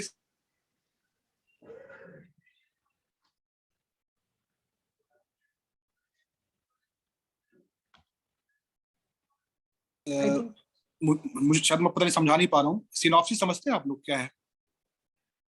मतलब एक फ्लो चार्ट टाइप का। Yes sir. आप स्टैचू को बहुत अच्छे से जब पढ़ोगे ना, तो कभी कभार बहुत बड़े स्टैचूज को आप फ्लो चार्ट के थ्रू ज्यादा अच्छा लिख पाओगे। तो आप जब फ्लो चार्ट आपके दिमाग में रहेगा तो ये वन टाइम एक्सपेरिमेंट है, ये आप एक बार बनाओगे खाली, वो हमेशा काम आप वही आएगा, बार बार आपको रिवाइज करना है। एग्जाम के टाइम पे नोट्स नहीं बनाते हैं, नोट्स रिवाइज करते हैं। बार बार नोट्स बनाने की आवश्यकता नहीं है इसमें, मुझे लगता है। जी जी। आंसर पीटी के लिए ऑब्जेक्टिव क्वेश्चंस लगाना कितना इंपॉर्टेंट है, या आप सिर्फ बेयर एक्ट पे ज्यादा फोकस करें? क्या चीज भैया? सर पीटी के लिए बेयर एक्ट पे ज्यादा फोकस करें या फिर जो ऑब्जेक्टिव क्वेश्चंस हैं उन पे ज्यादा फोकस करें? किस एग्जाम की बात कर रहे हैं आप? सर उत्तराखंड जैसे। आपको देखिए बेयर एक्ट पढ़ना ही पड़ेगा, प्लस पुराने जो मॉडल पेपर्स होते हैं उसको खूब सॉल्व करिए आप लोग। बेयर एक्ट को बहुत अच्छे से पढ़ना पड़ेगा। आप ऐसे ऑब्जेक्टिव फ्रेम ऑफ माइंड से पढ़ो कि इसमें से मुझे क्वेश्चन निकालना है इस स्टैट्यूट से, ठीक है ना? पीटी का क्वेश्चन निकालना है मुझे, तो तब आप अच्छे से पढ़ पाओगे। जी जी। मैं एमपी की तैयारी कर रही हूँ सर। जी जी सर, तो मुझे एमपी के लिए कुछ पूछना है सर। एमपी की और छत्तीसगढ़ की अप्रोच क्या होनी चाहिए सर? एमपी भी मैंने दिया था मैडम, मैंने एमपी मेंस लिखा हुआ है। तो अब तो शायद उनका कुछ तरीका बदला है, जजमेंट नहीं पूछते क्या वो? जजमेंट पूछ रहे हैं सर एमपी में सर जजमेंट राइटिंग तो बहुत मस्ट है। अच्छा, पूछ रहे हैं। हमारे टाइम भी पूछा था उन्होंने जी। और सर एक क्वेश्चन ये भी था मेरा सर कि हिंदी मीडियम से हूँ सर मैं, तो जैसे कुछ लोगों का कहना है कि हिंदी मीडियम वालों को कम नंबर मिलते हैं, इंग्लिश वालों को ज्यादा। सर तो ऐसा भी कुछ है क्या? ऐसा कभी नहीं, ऐसा बिल्कुल दिमाग से निकाल दीजिएगा। उत्तराखंड में जब मैं था तो 4th ranker was Hindi medium, ठीक है। 5th ranker 6th 7th 8th सब हिंदी मीडियम थे। 9th भी शायद हिंदी थे। और यूपी में 2nd ranker was Hindi medium of my batch. तो ये मिथ है। आप देखो, डिपेंड ये करता है कि आप कितना अच्छा लिख पा रहे हो, कितना अच्छा समझा पा रहे हो अपने आंसर्स में। Language is not a barrier in selection. और सर पीटी के लिए क्या अप्रोच होनी चाहिए सर? सर पीटी के लिए बहुत कॉम्प्रिहेंसिव होना पड़ता है मैम जी। बहुत कॉम्प्रिहेंसिव रहिए। स्टैट्यूट्स खूब पूछते हैं वो लोग।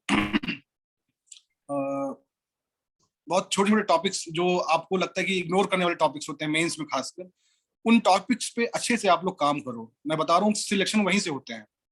आपको अगर आप पुराने पेपर्स देखोगे, कम से कम आपको मतलब 50% क्वेश्चंस ऐसे होंगे जो कि बिल्कुल लेस इंपॉर्टेंट होंगे, बिल्कुल आपके इग्नोरेबल टॉपिक्स होंगे मेंस में वो, आपको छूओगे भी नहीं मैं जब जाओगे देने के लिए। तो आप कोशिश करो कि ऐसे टॉपिक्स को पढ़ो, क्योंकि ऐसे टॉपिक्स के ही थ्रू आप पीटी क्लियर करोगे। उन टॉपिक्स को आइडेंटिफाई करिए, उस पे सिनॉप्सिस बनाइए, उसको बार बार पढ़िए, बार बार याद करिए, तभी हो पाएगा। सर यहाँ पे जो बुक चलती है सर वो क्षेत्रपाल लॉ की है सर, वो ठीक है सर? एमपी के लिए, छत्तीसगढ़ के लिए कौन सी बुक? क्षेत्रपाल एंड पूजा की चलती है सर। मैं नहीं पढ़ा मैम, माफ कीजिएगा, उसको मैंने नहीं पढ़ी उसको। मैम अभी तो हम लोग मंगवाते हैं सर, तो यही सब किताबें मिलती हैं, क्षेत्रपाल की वो दे देते हैं। जजमेंट के लिए? नहीं सर, पीटी में सब चीज, बीआर एक्ट वगैरह सर। मैंने नहीं पढ़ी मैम, माफ कीजिएगा। सर आई थिंक आप लोग को काफी आइडिया लग गया होगा इसका, है ना? सर एक चीज थोड़ा सा और मैं हाँ बोलो नीरज, बोलो। सर मैं सर थोड़ा सा ये जानना चाहता हूँ, जैसे सर आफ्टर बिकमिंग अ जज सर किस तरीके का सर एनवायरनमेंट सर आप लोग सर थोड़ा फेस करते हैं, या क्या चैलेंजेस सर रहते हैं, थोड़ा उसके बारे में भी थोड़ा बता दिए sir. This best service in India, it is best service. अब 9 से 5, 10 से 5 की आपका काम होता है। This is the place where you would feel कि you can really bring differences in the life of the people. जो आप जजमेंट देते हो, ऑर्डर करते हो ना, लोगों की प्रॉपर्टीज से रिलेटेड, लोगों की लाइफ से रिलेटेड, तो बड़ा अच्छा फील होता है। वो लगता है कि बहुत सच में पावरफुल ऑफिस है ये। सर उत्तराखंड के लिए UPZALR का लिए क्या सोर्सेज रखें? लोकल लॉ के लिए? हाँ यस सर। एक बुक है उनकी, लोकल लॉस पे एक बुक आती है ना मैडम, क्या नाम उनकी? अवतार सिंह नाम सर। भूलना। नहीं मैम, लोकल मौर्य मौर्य रहता है इनका। एग्जैक्टली मौर्य की बुक है शायद, नहीं कोई सी, पता नहीं, याद नहीं आ रहा मुझे। वो बुक हम पढ़ते थे मेंस की। एक सर अवतार सिंह की एक सर अवतार सिंह की रहती है लोकल लॉस पर, एक मैंने वो नहीं पढ़ी, तो शायद मौर्य ही पढ़ी है मैंने। करके कुछ है आई गेस नाम, तौफीक रजा उनका भी है। नहीं मैंने उसको नहीं पढ़ी। जी शायद मौर्य की बुक मैंने पढ़ी थी, मैंने नोट्स बनाई थी, ठीक है ना। राहुल की मैम एक जो उनकी लोकल लॉस की नोट्स है ना, रिटन वाली नोट्स। अच्छा अभी आ गए क्या? वो भी अच्छी नोट्स है नीरज सर। जी हाँ, उनकी नोट्स अच्छी है। जो उनके प्रिंटेड मटेरियल्स हैं आपकी लोकल लॉस के ना मैडम, अच्छे नोट्स हैं वो। उसको लेके आप लोग अपनी भाषा में एक नोट्स बना लो, तो आपको बहुत आसान हो जाएगा। आपको कुछ पढ़ने की जरूरत नहीं लोकल लॉस के लिए फिर। अच्छा सर, ठीक है सर, उसको देखते हैं हम। लोकल लॉस को याद बहुत करना पड़ेगा, याद करते रहिए, लोकल लॉस खूब याद करिए। जी सर एमपी में जजमेंट राइटिंग के लिए कोई अच्छी बुक बता दीजिए। जजमेंट राइटिंग के लिए मैम कोई बुक कंसल्ट नहीं किया मैंने। मैं मैम को ना मैं फॉरवर्ड कर दूंगा, मेरे पास कुछ। देखिए सर मैंने आपके जजमेंट फॉरवर्ड किए थे। जी सर, मैंने आपके जजमेंट फॉरवर्ड किए थे, और मैंने बच्चों को बताया भी था जजमेंट राइटिंग, जब मैंने फॉर्मेट बताया था। लेकिन वही है ना, स्टूडेंट है तो मन में रहता है। मैंने उनको कई बार बताया था, जैसे सर आपने बताया ना, जजमेंट का ऐसा सबका फॉर्मेट अलग है। तो एक फॉर्मेट एक बेसिक है कि हाँ हम स्टेप बाय स्टेप इस पे चलेंगे। आप सबका अलग स्टाइल होगा ना, हर जज का स्टाइल अलग होगा जजमेंट राइटिंग का। तो एक बेसिक फॉर्मेट पे चलो, जैसे हम लोगों ने क्लास में देखा था जजमेंट राइटिंग का जो फॉर्मेट, वही फॉर्मेट है। जितनी प्रैक्टिस करोगे उतना आप लोगों में उसमें चेंज आएगा बस। जी जी sir, thank you so much sir. I think students को काफी हेल्प मिली होगी, और बस यही है क्रक्स की आप लोग को बहुत अच्छे से मेहनत करना है। सर ने भी देखो इतने एग्जाम दिए, बट एक अच्छे टाइम मैनेजमेंट के साथ में आप अच्छे से कर पाएंगे, है ना। और बाकी सबकी अपनी स्ट्रैटेजी होती है, सर की अपनी स्ट्रैटेजी थी। जितना आप पढ़ोगे उतनी आपकी स्ट्रैटेजी भी चेंज होगी, है ना। I think sir I am right, जितना आप पढ़ोगे उतना आपकी स्ट्रैटेजी भी चेंज होगी।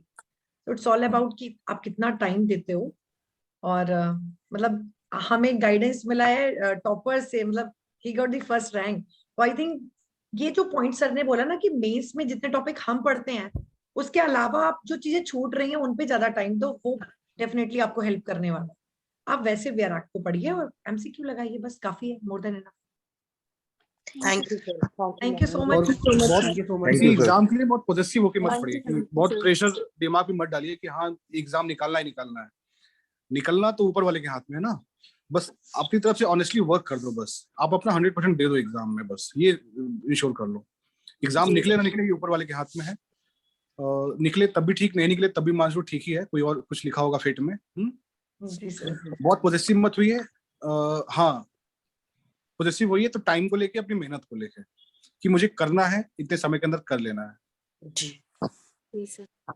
बाकी मैं आता रहूंगा, मैम से संपर्क करूंगा मैं, अगर आप लोग कोई भी जरूरत होगी मैं हमेशा अवेलेबल हूँ आप लोगों के लिए, ठीक है ना।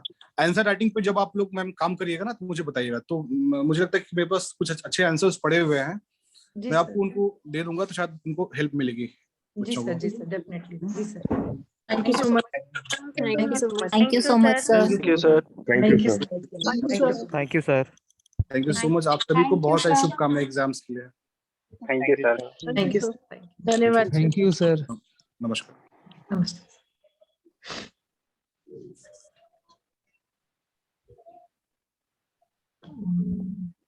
कैसा लगा आप लोग को? मैम बहुत अच्छा लगा। बहुत अच्छा लगा। अच्छा लगा ना? यस तो मैम। बढ़िया से पढ़ो अच्छे से, ठीक है। और जितना क्लास में देखो, जो आप लोग मेंस पॉइंट ऑफ व्यू से लिखते होगे, आपको मतलब क्लास सर से बात करके लगा होगा, जितना सिंपल लैंग्वेज में BR आर्ट मैं कभी नहीं लिखवाती नोट्स में, मैंने कभी भी नहीं लिखा, और मुझे नहीं लगता BR आर्ट लिखने की नीड है ना। तो हम लोग उसको सिंपल लैंग्वेज में करते हैं वही, क्योंकि कॉपी ऐसी जगह जाएंगी जो आपके समझ ही नहीं पाएगा लिटरली, है ना। तो आपको बिल्कुल सिंपल लैंग्वेज में जैसे सर ने बताया उस तरह से करिए। और अच्छा, ये मुझे नहीं पता है कि राहुल में कुछ लोकल लॉस का भी मटेरियल है। अगर ऐसा है, अगर सर बोल रहे हैं अच्छा है, तो एक बार हम उसको आप लोग को प्रोवाइड कराएंगे, देखते हैं उसको। पहले मैं खुद देख लेती हूँ अभी है कि नहीं है, वो किस टाइम था, क्योंकि मैंने कभी कंसल्ट तो किया नहीं। बट स्टिल आई, और देखो एक बात बताते हैं, देखिए सबकी अपनी अप्रोच है। सर ने उसको पढ़ा है, मैंने कभी उसको नहीं पढ़ा, but still I got 130 out of 200, है ना। सर को भी ऐसे ही कुछ मार्क्स मिले होंगे, क्योंकि 130 135 से ऊपर लोकल में मुझे नहीं लगता, 140 हो सकता है। तो इससे कोई फर्क नहीं पड़ेगा, अच्छे से बस रिवाइज करो, अच्छे से पढ़ो, ठीक है। और जितना ज्यादा टाइम दोगे, पढ़ने का टाइम कितने घंटे पढ़ें, कितना सब्जेक्ट कैसे पढ़ें, कि सबकी अपनी अप्रोच होगी, आप सब लोग की अपनी अप्रोच होगी, है ना। तो उस अप्रोच के पता, जिस अप्रोच से पढ़ रहे हो उससे पढ़ो। पीटी पे थोड़ा एक्स्ट्रा काम करो, समझ रहे हैं, एक्स्ट्रा काम, क्योंकि पीटी नहीं निकलेगा मेंस में तो आप लोग बहुत अच्छा स्कोर करोगे। देखिएगा आप लोग, आप मौका तो दीजिए खुद को, मेंस तक पहुंचाइए। तो आप इन नोट्स को लिख कर आइए, और अगर मेंस नहीं निकलेगा तो मुझसे बताइएगा, लेकिन हाँ ऑनेस्टली उसको करके आइए, ऑनेस्टली उसको पढ़िए पूरा पेपर है। लेकिन पीटी तो आपको ही निकालना है, पीटी के लिए आपको बहुत मेहनत करनी है, तो खूब लर्न करो, खूब MCQ सॉल्व करिए। टेस्ट सीरीज भी बहुत अच्छी है, MCQ करो। आप लोग देख ही रहोगे 3 पेपर है ना MP वाला, उत्तराखंड के भी 2 पेपर कल अपलोड कर दिए। MCQ करो, उसमें उत्तराखंड का पैटर्न के हिसाब से बिल्कुल आप देखो, लेटेस्ट केस लॉ मिलेंगे आपको उत्तराखंड वाली टेस्ट सीरीज में। देखो तो ये, या जो प्रीवियस ईयर है उनको लगाओ, लेटेस्ट केस लॉ, मतलब करो, मेहनत करो अच्छे से जितना आप कर सकते हो, है ना। अभी आई थिंक 1 हफ्ते तक तो मोटिवेशन एकदम हाई रहेगा, रहेगा नहीं, रहेगा ना। इस मोटिवेशन को हाई रखना, इस मोटिवेशन के, इस रिकॉर्डिंग को मैं उसमें रख दूंगी, जब आपका मन करेगा तब आप इसको प्ले करिए और इसको सुनिए, ठीक है ना। मैम बोलो। हाँ पूजा बोलो। जैसे कोई भी, अभी मैं कॉन्ट्रैक्ट साथ में कर रही हूँ कि रिवाइज के पर्पज से, तो ये सही अप्रोच है मैम कि अगर मैंने 30 तक किया सेक्शन, उसके बाद मैं MCQ लगाऊं, या पूरा मतलब मैं ऐसे कर रही हूँ। नहीं, मैं तो ये सजेस्ट करूंगी पूजा, ये नहीं, क्योंकि जब आप MCQ लगाने लगोगे ना, तो जरूरी नहीं है MCQ 30 तक ही मिलेंगे। एक क्वेश्चन सेक्शन 180 से मिल जाएगा, दूसरा क्वेश्चन सेक्शन 2A से मिल जाएगा। मैं करती हूँ कि मुझे सिर्फ वो 30 वाली लेती हूँ, और वो मैं लेती हूँ मैम वही सिर्फ जो HJS में आए हैं डिफरेंट स्टेट्स में। नहीं पूजा, मैं तुम्हें यही सजेस्ट करूंगी कि पूरा बैराक्ट कायदे से रिवाइज करके डाल दो पूरा, चाहे 2 दिन लगे, एकदम कायदे से पढ़ लो, अच्छे से पढ़ लो। और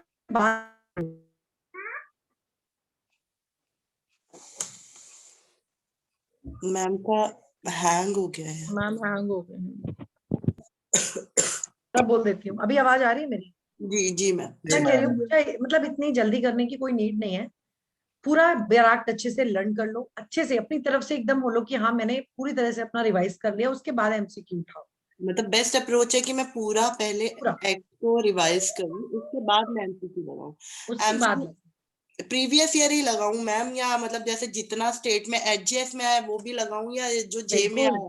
प्रीवियस भी लगाओ, सबऑर्डिनेट भी लगाओ, HJS भी लगाओ। सबऑर्डिनेट भी, ओके। मैंने बताया लीगल बस एक साइट है, गूगल क्रोम ओपन करिए, लीगल बस पर जाइए, और लीगल बस पर आपको एमपी हायर जुडिशरी मिलेगा, राजस्थान मिलेगा, एपी मिलेगा, एमपी मिलेगा, है ना, बहुत सारे हर एग्जाम मिलेगा, आप उसको उठाओ और सॉल्व करो।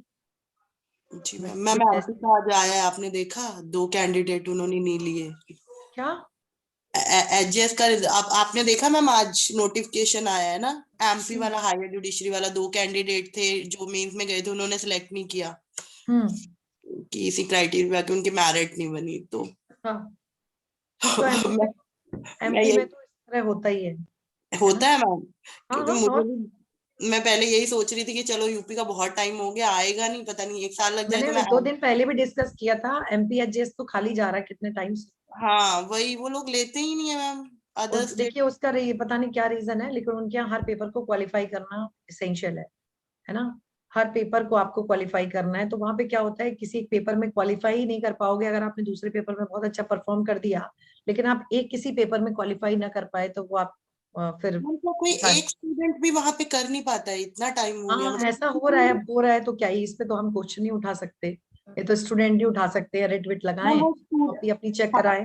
वगैरह डाल नहीं सकते हैं वहाँ पे जो एकदम स्टूडेंट डाल सकते हैं, अपनी कॉपी डाल देखिए, सकते हैं, आर्बिट्रेरी के बेसिस पे डाल सकते हैं ना मैम, एकदम कॉपी देख सकते हैं आप, उसको चैलेंज करना चाहे चैलेंज कर मैम सकते यही हैं। पूछना था मुझे सर से ना, मैं वही, क्योंकि दिल्ली का जब बोलते हैं ना कि भाई कोई पहुंच नहीं सकता वहां पे, मतलब खुले, मतलब लिटरली वर्ड्स तो यही कि सोर्स होता है भाई, ये होता है, इंटरव्यू तक नहीं जा पाओगे, मेंस में चले भी गए तो इंटरव्यू पे नहीं। पूछते तो सर तो तुरंत मना कर देते, इसलिए मैम मैं क्लियरली बोल नहीं पाई, बट यही नहीं मेरा अच्छा डाउट किया नहीं पूछा, है ना, ये अच्छा नहीं लगता है, और ऐसा कुछ भी है भी नहीं, है ना, और ऐसा कुछ है भी नहीं। नहीं है ऐसा। बाकी अगर आपको लग रहा है तो आप उसको चैलेंज करो, यही बेस्ट होता है भाई, हम अपनी कॉपी चैलेंज करें, अपनी कॉपी चेक करवाएं, यही हो सकता है। हाँ सर ने एक चीज बहुत अच्छी बात बताई कि अगर आपने केस बेस आपने स्टडी किया तो ही आप हरियाणा ट्राई करो, क्योंकि मैंने देखा मैम वहाँ के पेपर ना थोड़े से ज्यादा ही।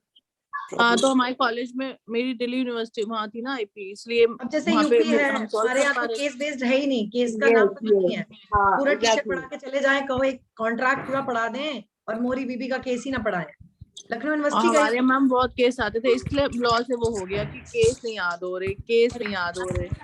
नहीं अब तो आप लोग हमारी नहीं है ना, देखो अब तो आपके पास नोट्स हैं, जो हो गया कॉलेज में वो हो गया, मुझे लग रहा है आपको बहुत अच्छे नोट्स प्रोवाइड कर रहे हैं आप, ठीक है, जितना मैंने अपने लिए बनाया था उससे काफी प्लस है आप लोग के नोट्स, ठीक है। आप आपकी लैंग्वेज एकदम सही है, क्योंकि रोज सुप्रीम कोर्ट में आ रहा है कि प्लीज आप यूज सिंपल लैंग्वेज यूज करो, सिंपल लैंग्वेज यूज करो, जो सब समझ ये सके। तो बात है ना मैम, डाउट सारे यही है कि कॉलेज में समझ नहीं आ रहा था, बहुत हुआ लग रहा था, इसलिए कभी सोचा नहीं यार कि है ना, आपके नोट से अब समझ आ रहा है, अब लग रहा है कि टाइम वेस्ट करा क्या अभी करा। देखो अभी हम लोगों ने परसों पढ़ा रिजर्वेशन, हम लोगों ने क्या पढ़ा, रिजर्वेशन को हमने बहुत कायदे से पढ़ा, need of society, social justice पर बेस्ड है, इट्स नॉट एंटी मैरिटेरियन, फिर हमने देखा सुप्रीम कोर्ट ने वही बोला।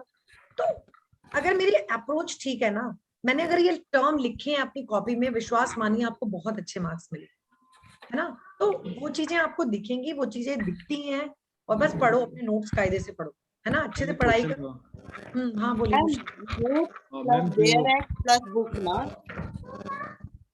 देखो बुक तो मैंने आपको, जैसे सर ने आज बताई एके जैन, मैं आपको 2 साल से एके जैन बता रही हूँ, अगर आप लोग को पता हो, अगर आप लोग मुझसे हर सब्जेक्ट पे बोल रहे हैं, मैं बोलती हूँ बेस्ट है वो, एके जैन बेस्ट है, मतलब अगर आपको कोई किताब ना समझ में आए तो मैंने शुरुआत से ही बोला एके जैन जाओ, और मैंने जब खुद के लिए, क्योंकि मतलब सर के यहाँ क्लास करने के बाद भी मैंने आपको बताया बहुत पढ़ने की जरूरत पड़ती है आपको यूपी जैसे स्टेट में, तो नहीं समझ में आता है, तो मैंने तो एके जैन ही पढ़ा, और बहुत अच्छा मटेरियल है, बहुत अच्छा पॉलिसी लिखते हैं, बहुत अच्छा रैशनल लिखते हैं, सब सब्जेक्ट्स आप ले सकते हो, सब सब्जेक्ट की, जहां कुछ समझ ना आए वहां पर जरूर ले लो आप। मैम एग्जाम में हम दुक्की से ही पढ़ के जाते थे यूनिवर्सिटी बहुत पेपर, अच्छी है, बहुत अच्छी है, तो दुक्की से पढ़ बहुत के जल्दी सेट हो जाता दिमाग में, समझ में नहीं आती होंगी ना दुक्की की, आधी बातें छोड़ देते होगे, अब आपको सब समझ आएगा। अब आएगा। कुशाल कह रहे हो, हाँ कुशाल बोलो। क्वेश्चन था मेरा, मैम जो उत्तराखंड का आपने टेस्ट सीरीज वो एमसीक्यूज बना के दिए हैं, क्या उनका प्रिंट आउट निकाल सकते हैं?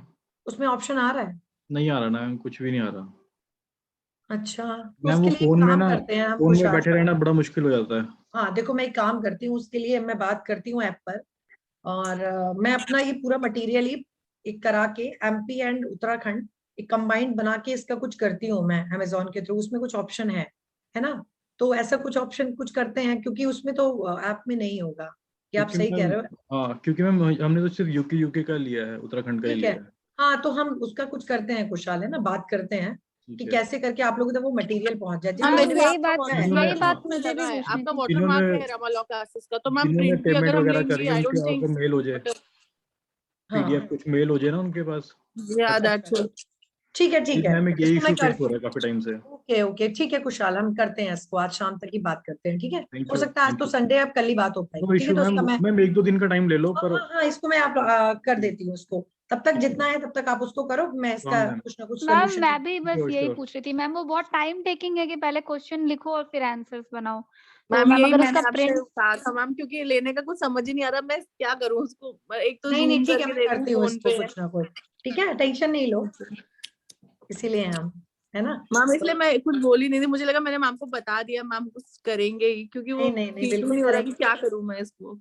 उसको मैं करती हूँ, ठीक है। मैम या तो फिर वही अटेम्प्ट करने वाला होता तो वो एक अलग चीज थी, लेकिन वो भी इसमें तो है नहीं ऑप्शन मैम, इसलिए हाँ ये भी है कि, है ना, कि वहाँ पे हाँ कुछ जैसे अटेम्प्ट भी बन जाए। हाँ कि मतलब एक दो ऐसे टेक्स्ट बुक और कहीं कहीं है मैम वहाँ पे, जैसे मतलब फ्री वाला नहीं होता, 2-4 क्वेश्चन जो आते रहते हैं, नहीं फिर वो उसके बन जाएगा मीनाक्षी, अच्छा आइडिया दिया तुमने, मतलब ऐसा मैम कुछ कर अगर नहीं। उसमें क्या होता है ना मैम, वो सॉल्यूशन फिर वो कर लो, फिर अपना एसेस कर लो कि ठीक है आज ना 20 में से 10 या 12 क्वेश्चन मैंने सही किए, ठीक है, फिर ये भी इतना अच्छा है, सही नहीं हुआ तो वो भी मैम वो ना सेल्फ एनालाइज करने के लिए अच्छा रहता है, ठीक खुद है, को ये भी चेक अच्छा करने के आइडिया लिए। है, ठीक है, इस पे भी मैं बात करती हूँ, है ना। हाँ या तो मैम जो पीडीएफ मतलब देख लीजिए मैम, जो भी ठीक है इकोनॉमिक और ओके अच्छा हो। बिल्कुल देख लेंगे एकदम, ठीक है। आज मैंने नाश्ता नहीं किया सुबह से, ठीक है, तो मैं अब निकलूँ, सुबह से कुछ भी नहीं लिया है, बस एक कप चाय पी के बैठी हूँ, तो मैं निकलूँ क्योंकि सुबह वो थैंक जो यू बैठते सो हैं मच मॉर्निंग की ma'am, class. Thank you ma'am. Most Thank welcome, you. अच्छे से आप लोग करो, बस रिजल्ट्स आए आप लोग के, है ना, बस यही है। मैम बस जीके और जीएस का भी कुछ करिएगा। क्यों डरते हो, इतनी बार मैंने बोला है जीके, कितनी बार बोला है, अच्छा मुझे ये बताओ मैम अब इतने इतना डरते क्यों? आसानी मैं से बताऊं तुम्हें एक बात, मैं सच बताऊं, आप लोग खुद एनालाइज करना, जीके जीएस को वही डरता है जिसने प्रीवियस ईयर का पेपर कायदे से सॉल्व नहीं किया है। बस अगर आपने एक बार भी मेरे कहने पर जीके जीएस का पेपर देख लिया ना, आपका डर उसी क्षण खत्म हो जाएगा। देखा ही नहीं तो क्या करें, उसमें 40 नंबर का साइंस एंड टेक आएगा, उसमें 10 नंबर के पर्सन इन न्यूज आएंगे, 10 नंबर के place personality place in news आएगा, 20 नंबर का सेंसस आएगा। इसके लिए कौन सी कोचिंग में जाओगे, कौन सा मटेरियल पढ़ोगे, ये आप खुद ही तो याद करना है। प्रेसिडेंट की विजिट आएंगी इंटरनेशनल, प्राइम मिनिस्टर की रिसेंट विजिट आएगा, इंडिया नेपाल का रिलेशनशिप आएगा, इंडिया यूएसए का रिलेशनशिप आएगा, ये सब केवल पीडी से और विजन से हो जाएगा। इसके लिए कुछ पढ़ने की जरूरत नहीं है। 5 या 10 नंबर की हिस्ट्री अगर पूछ ली ना, तो मैंने आपको बताया है, आप लोग को स्पेक्ट्रम पढ़ना है, मॉडर्न हिस्ट्री, बस इतना पढ़ लो मेंस के लिए, वो भी आपने इतनी आसानी से सब प्रोवाइड कराया ना, तो वो आदत हो गई। तो मैं ये आपकी बात बिल्कुल ठीक है, मैं ये कहना चाह रही थी मैम कि एक अगर हम पीडी लेते हैं ना, उसमें बहुत सारा एरिया होता है, ठीक है। मैं सिर्फ ये कहना चाह रही हूँ कि अगर बहुत अच्छा होगा कि आप कंप्राइज करके हमें ये चीजें मतलब प्रोवाइड करा दीजिए, जैसे आपने उसमें दिया उत्तराखंड के जो टेस्ट सीरीज निकाली है एमपी की, इस तरह आप कुछ कंप्राइज करके ऐसा कुछ पीडीएफ में उसमें भी निकलवा के दीजिए, जिससे हम जीके जीएस कर सके। बहुत अच्छा ज्यादा आपको ये नहीं पता है, मैं समझ, अच्छा मेरा मतलब ये हुआ आपका कि मैम हम ये नहीं समझ पा रहे हैं, पीडी ले आए तो हम इसमें कौन सी न्यूज पढ़ें और कौन सी न्यूज ना पढ़ें, यही तो आप एक काम करो, आप सब लोग एक काम करो, अभी जनवरी है, आई थिंक दिसंबर की मैगजीन आपको अवेलेबल होगी, जी मैम, मैं लेके आई तो आई नहीं होगी, विजन भी है, दिसंबर की पीडी ले आओ, ओके ले आओगे, सारे लोग दिसंबर की पीडी ले आओ, और दिसंबर की पीडी लेके आओ, और मैं आपको डेट बता देती हूँ, उस दिन इवनिंग में एक दिन की क्लास में हम लोग यही करेंगे कि हम लोग दिसंबर के पीडी को कवर कर लेंगे कि हमें क्या पढ़ना है। सबको आई थिंक सबको इस चीज की नीड है ना। जी मैम, यस मैम, मंथ में एक बार ही कर लेते हैं मैम एनालिसिस। यस मैम, ये बेस्ट रहेगा। 2 से 3 मैगजीन हम आपको प्रैक्टिस करा देंगे कैसे पढ़ना है, फिर आप लोग की हैबिट में आ जाए, है ना। 2-4 मैगजीन करके आप लोग सीख जाओगे मुझे क्या पढ़ना होगा क्या छोड़ना होगा, ठीक है ना। ठीक है, तो सारे लोग दिसंबर की पीडी ले लो, या विजन ले लो, विजन लोगे आप लोग या पीडी? मैं विजन भी लेके आई हूँ, पीडी भी लेके आई हूँ, मैगजीन है, बट उसको कवर करने का तरीका मुझे समझ नहीं आ रहा कि मैं पूरा पढूं, तो ऐसे लगता है यार टाइम भी वेस्ट हो रहा है। अच्छा पीडी लोगे तो ये फायदा हो जाएगा, हिंदी मीडियम वाले भी कर लेंगे, तो पीडी ले लो, वरना विजन लेंगे तो हिंदी मीडियम वाले रह जाएंगे बेचारे ना। तो आप सभी लोग दिसंबर की हिंदी वाले हिंदी में पीडी ले लो, इंग्लिश वाले इंग्लिश में, और मैं आपको बता देती हूँ कल परसों मैं डेट बता दूंगी, सैटरडे को हम लोग ये करेंगे। सैटरडे की क्लास में नेक्स्ट सैटरडे को हम लोग ये करेंगे कि क्या पढ़ना है क्या छोड़ना है, तो ये आपको बहुत हेल्प करेगा। ठीक है जी। ऑनलाइन मिल जाएगा क्या पीडी? एक्चुअली ये मुंबई में नहीं आता है प्रतियोगिता। ऑनलाइन मिल जाएगा, अमेज़न मंगाओ यार। मिल रहा है क्या? बिल्कुल मिलेगा, और क्या, सब कुछ मिलेगा। हम तो रायबरेली में आ गए, ऑनलाइन मंगाते अमेज़न पे हैं। मिलता है, अमेज़न पे मिल जाएगा। आता है। मिल जाएगा। थैंक यू ठीक है, सो आप मच लोग सब नाश्ता ले लेके बैठे हो, मुझे छुट्टी दो भाई, वरना मैं बेहोश हो जाने हैं मुझे। ठीक है ma'am, bye bye. Thank you so much. Bye bye ma'am. Bye bye, thank you. Thank you ma'am. Thank you.